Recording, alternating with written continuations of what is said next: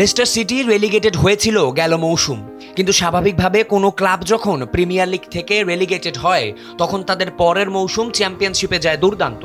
আবার সবসময় তা হয় না, অনেক সময় টিমগুলো থাকে তলানিতে। তেমনি একটি টিম লেস্টার সিটি। হ্যাঁ, আমাদের হামজা চৌধুরীর লেস্টার সিটি।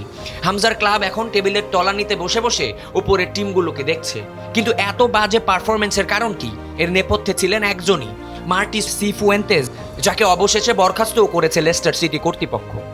গেল বছর জুলাইয়ের দিকে যখন সিফুয়েন্তেজ দলে দায়িত্ব দেয় লেস্টার সিটি, তখন অনেক আকাশচুম্বী আশা ছিল তার ওপর। কিন্তু শুরুতে একটু ভালো খেলে শেষ পর্যন্ত সেই প্রত্যাশার ছিটে ফোঁটাও পূরণ করতে পারেননি এই কোচ।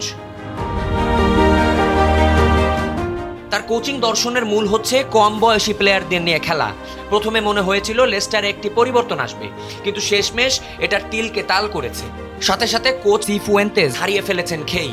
সিফুয়েন্তেজ হয়তো ভুলেই গিয়েছিলেন যে শুধু কম বয়সী প্লেয়ার দিয়ে হয় না, তার সাথে লাগে অভিজ্ঞতা।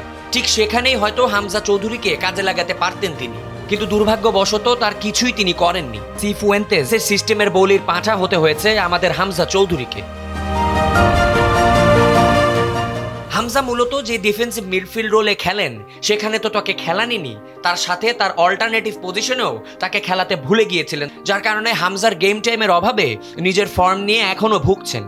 আপনি যতই ভালো খেলেন না কেন, আপনার কোচ আপনাকে পর্যাপ্ত ম্যাচ না খেলালে আপনি নিজেকে হারিয়ে খুঁজতে বাধ্য। সেরকমই হয়েছে হামজা চৌধুরীর সাথে। এখন ডাগ আউটে পরিবর্তনের এই হাওয়া কি হামজার ক্যারিয়ারে নতুন কোনো বসন্ত নিয়ে আসবে, নাকি প্রিয় ক্লাবের হয়ে হামজার এই সংগ্রাম চলতেই থাকবে? কোটি বাঙালির প্রত্যাশা, নতুন কোচের হাত ধরে হামজা চৌধুরী আবারও ফিরে আসবেন রুদ্র রূপে, মাঝমাঠ শাসন করে জয় করবেন ইংলিশ ফুটবল প্রেমীদের হৃদয়। আবিয়াজ ইরতেসাম, সময়ের আলো।